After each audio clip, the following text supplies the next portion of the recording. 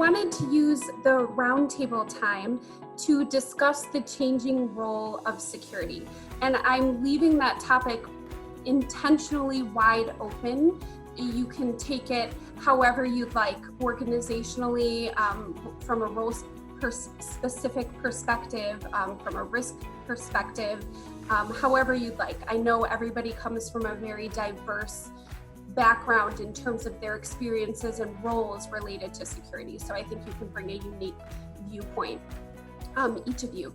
Why don't we start out first with you, Steve? I know you and I individually have had this conversation a couple times, and you mentioned earlier your changing role right now within your organization. So why don't you take the perspective of how you see security changing, then everyone else can just jump in whenever. Sure. Well, I appreciate the start, I guess. We're a restaurant company, and since its inception, we've been loss prevention facing. So the concept of enterprise risk management is relatively a new concept compared to the history of the business itself. So the value proposition has changed a little bit for us, and it's moved from traditional loss prevention concepts alone, the cameras and the guards and the slippage and all of these things that are important, to a more holistic, proactive, preventative, forward-leaning, political unrest, duty of care. In today's age, you're looking at pandemic response, risk and resilience. So it's evolving to a more strategic and connected part of the business, as opposed to this necessary evil that was traditionally just physical security or just some sort of super siloed necessary evil. Now it's being integrated into the business conversations at the highest of levels. And we sit, we're connected now to every part of the business and every brand in the business for that very reason. So now we're thinking about development, evolution, new products, not just locality development, but facility development for our restaurants themselves. So now it's an and conversation. Business intelligence, there's a bigger draw to be proactive and preventative and predictive, as opposed to just responsive. More digitally connected. So there's quite an evolution going on in the safety and security space. And so much so that I don't even call it security anymore. We call it risk and resilience. And there's a reason for that. And that is because most of the time when people say security, they automatically think gates, guns, and guards. And, we have to teach people how to treat us. We have to retrain the what. And sometimes the what gets in the way of our how, right? So we're on a journey, and it's at times incredibly difficult. And at times it's incredibly easy, but it's a process of reshaping and reframing the how we contribute to the bottom line of the organization. I would heartily concur with that. And I don't know, Maggie, if you want us to just jump in with commentary on the other responses, but hopefully that's all right. But I would concur with Steve that this is definitely transforming. And I think the key attribute that security professionals need, whether it's your CSO or other members of your organization, is you need business acumen. You need that ability to think and develop solutions that are really across multiple functions and not just within your silo. And I think what happens is really for business acumen, what I mean by that is, building and demonstrating value for the investment that the company's making for, security and across the functions, and really being an agile thinker, I would say, and anticipating, how the security goals and objectives really create value for the various areas of the business. Like, how do those things work together? But I would say I've seen the same thing that Steve has talked about, is it's become more of an upfront, proactive way of thinking about it versus just dealing with maybe consequences and the standard, guards, gates, and so forth, right? So it's definitely, I see the same type of trend in the areas I'm working in.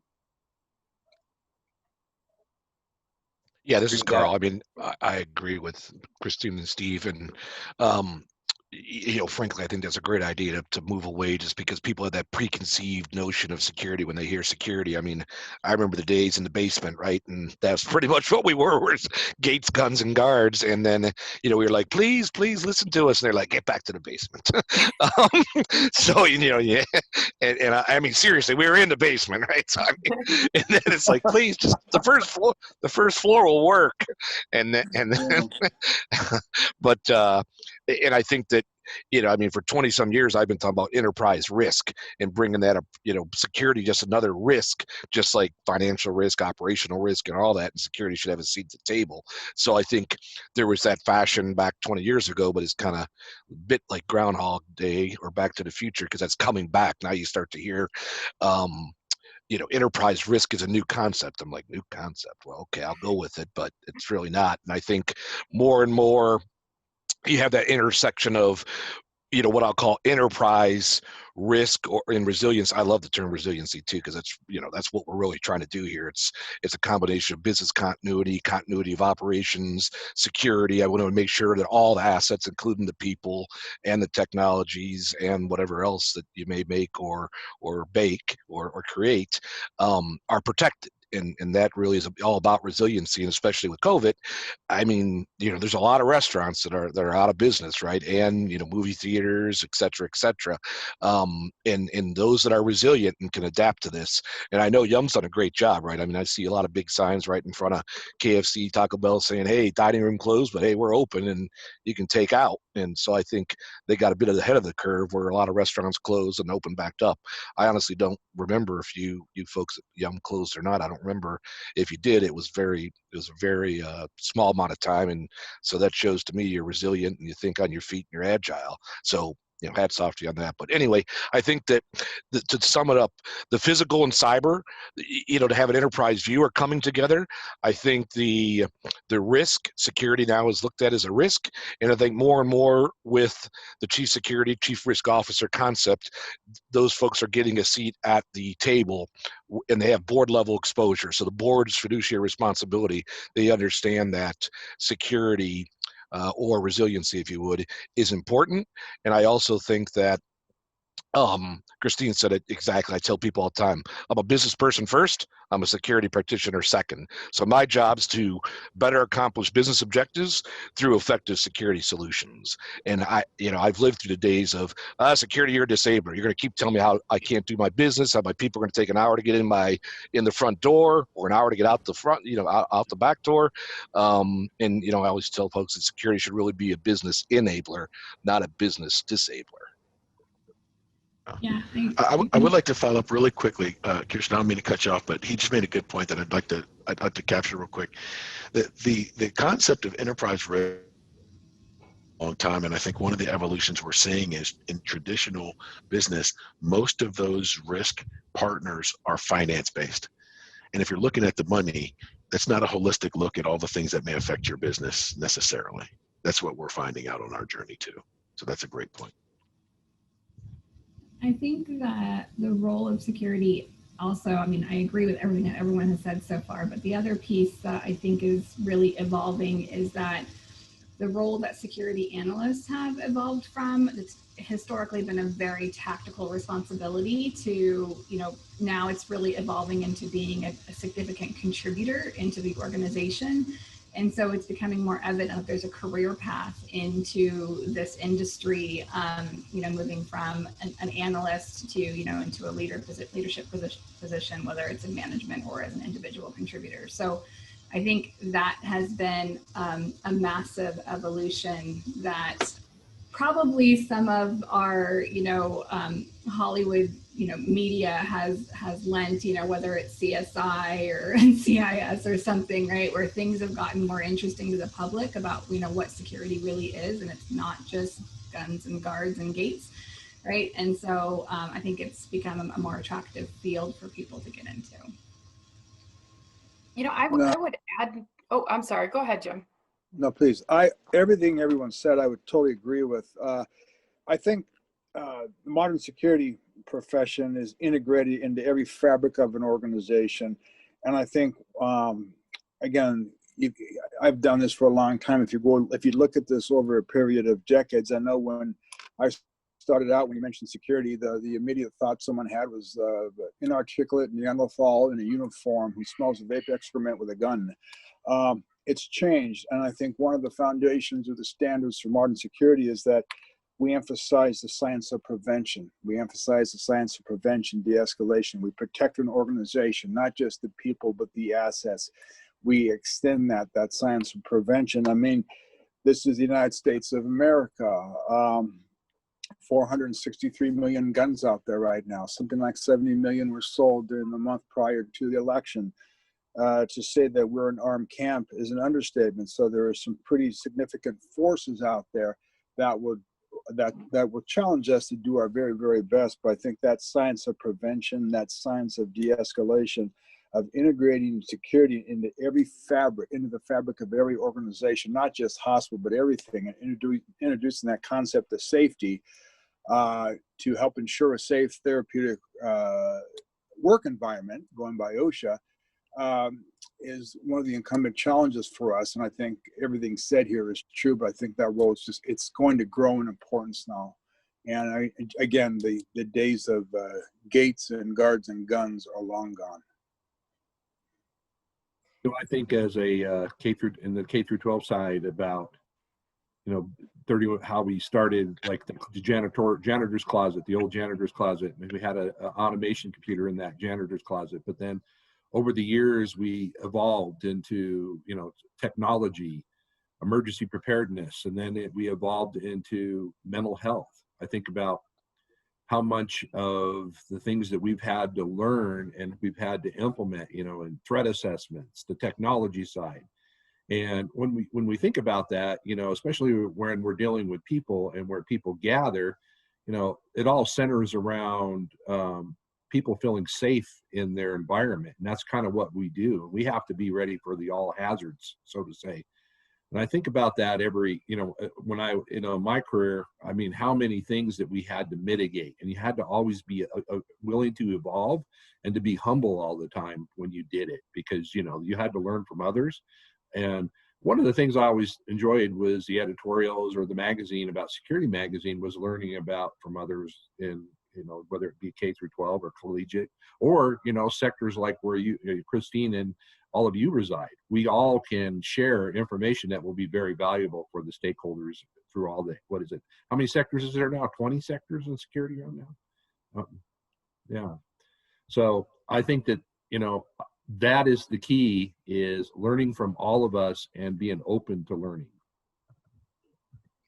Absolutely. And those are fantastic points. And one of the things that Kirsten had mentioned that resonated with me that I just wanted to circle back to in the analyst position and kind of that evolution of that is just that shift overall, or at least what I'm finding is a shift to data-driven decision making and really using data to not rely on the status quo, this is what we've done because we've always done it. It's just really becoming more sophisticated practitioners of how we use data to actually build business cases and to identify, what are the topmost priorities. So I think kind of hand in hand with the development and evolution of the analyst role, you also have, I think that's kind of reflected in the fact that our industry, as well as many other industries out there as well outside of security, is becoming much more data driven. And we see that reflected in all aspects. There's a lot of data that's out there, but I think the challenge is understanding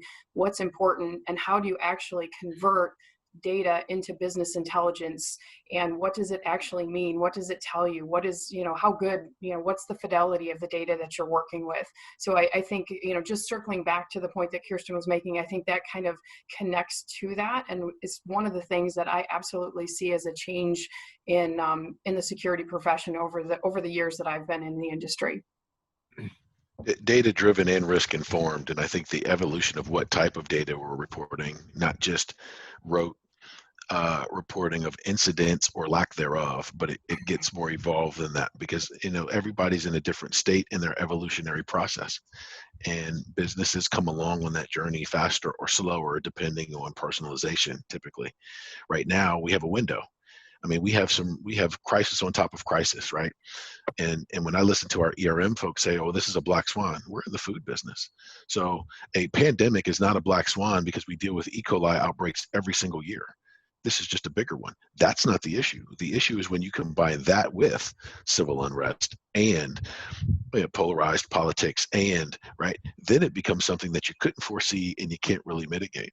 So the evolution of how we look at things, about things, and how we help our businesses see that vantage point is also important, because I think that's what you see and why you all of a sudden you see the pull, because very few organizations were prepared to deal with all of this, if any, right? They could deal with all of them individually probably pretty well, but all of it simultaneously, there's not a lot of folks that I know, at least for profit, that'll spend a lot of money in a preventative state for what if, right? But if we look at the recipe, there's things that happen all the time and we just find a way to minimize them. We have earthquakes every year in California, wildfires every year in California, hurricanes every year in the southern United States. But yet we remain lean and thin, and we don't talk about that.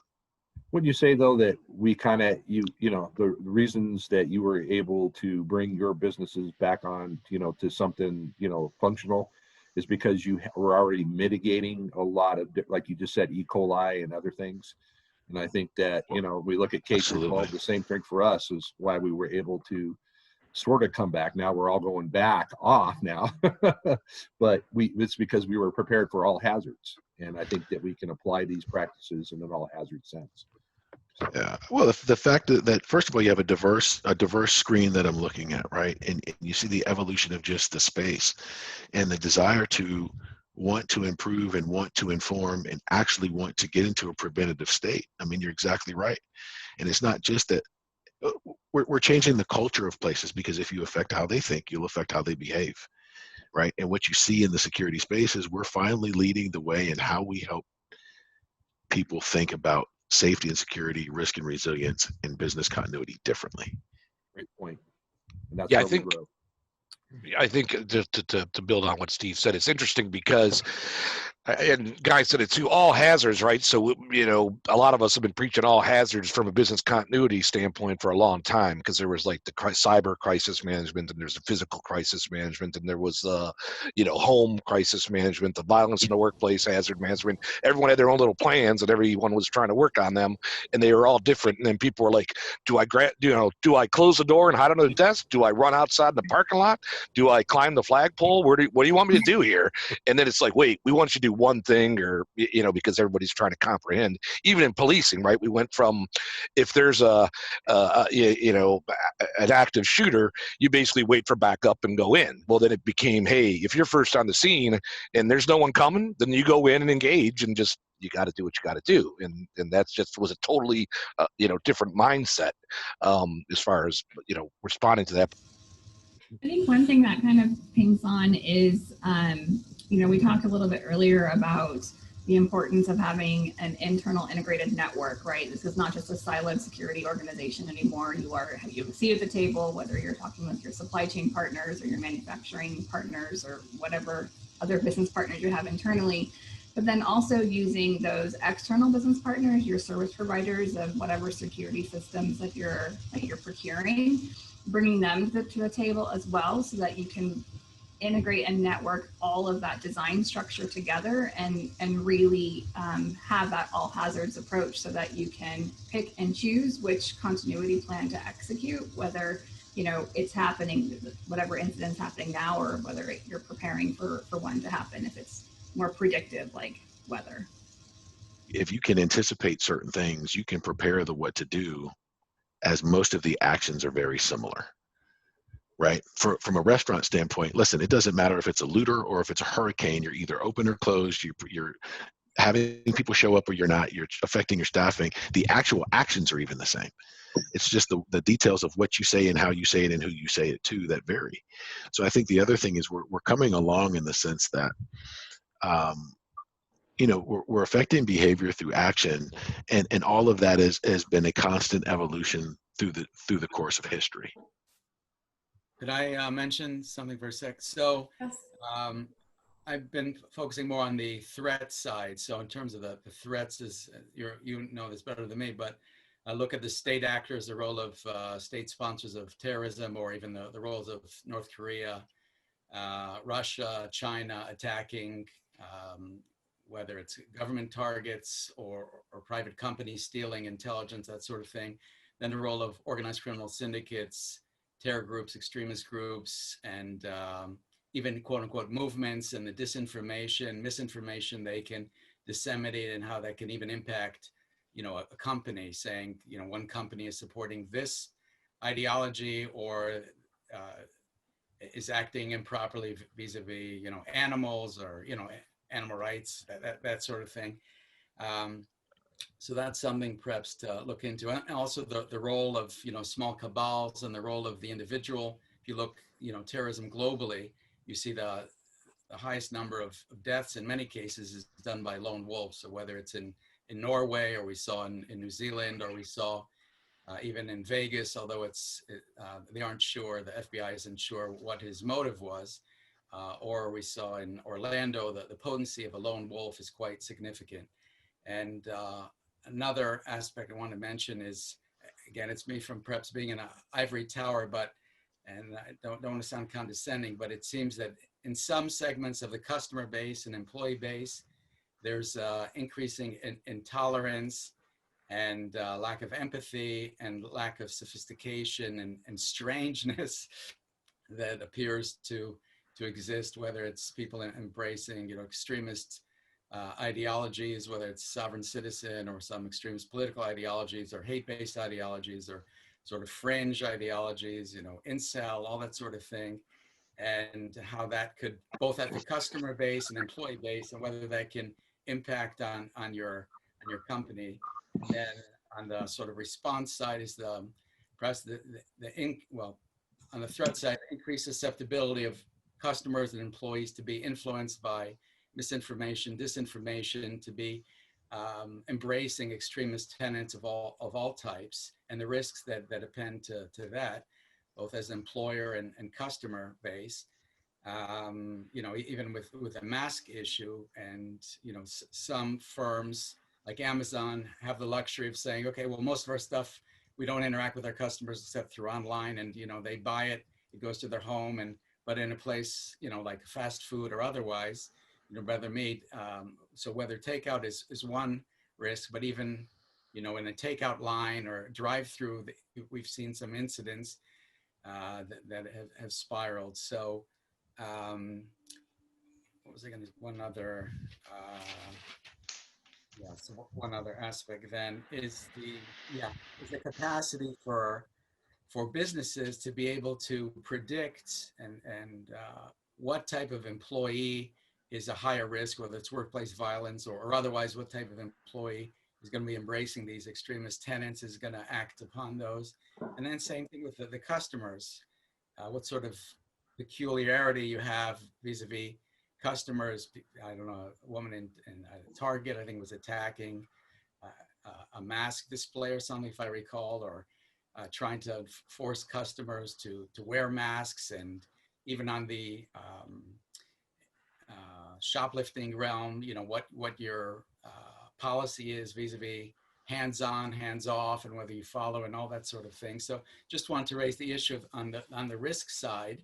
And again, the increasing peculiarity, let's say, that's not too pejorative, of some facets of employees and also customers. Well, I like what you just brought up, because a lot of the things traditionally would have been responsive. And you're talking about the theories and the practice of disruption and chaos. And now you hear security professionals talking about not just how we react to it, but teaching deconfliction skills from the beginning, teaching mitigation skills from the beginning, so that when things happen, that's how you get to the continuity and the disruption of the disruption. You know, we used to only talk about the probable and the practical, and now we're having holistic discussions about the possible, and that helps you prepare differently, right? So I love the point you just made, because there's an evolution everywhere, and to that whole that all hazards perspective. Like, you know, we need to think bigger than, you know, the simple challenge that you faced last week, because social media creates it's creative, right? Good guys and bad guys are both creative, right? So I think, I think there's some tremendously good points here. I think as professionals, I think we're also citizens and take a look at what some of the growing divisions or intolerance that we've seen witnessed in the last couple of years. 940 domestic white supremacist groups, and these folks aren't sensitive intellectuals, and they all love guns. I think we have to, again, be very much aware of that. Gore Vidal said before he passed away that we live in the United States of amnesia, that Americans normally won't remember past last Monday what happened. I think for us as a profession, we have to be cognizant of some of the things that are going on out there, be very much aware of it. And again, I think that's the science of prevention, for us. In the old days, the term zero tolerance means something's happened, you respond to it, you're going to fix it so it never happens again, but something's happened. I think the science of prevention, zero incidents, that I think we should promote and hit with everything we have, means that nothing will ever happen. That means you predict that you learn how to respond or predict situations, review someone's personal history, see what kind of concerns there are, that kind of thing. That kind of thing pushing forward, I think, will mean a great deal to our profession, the way things are headed.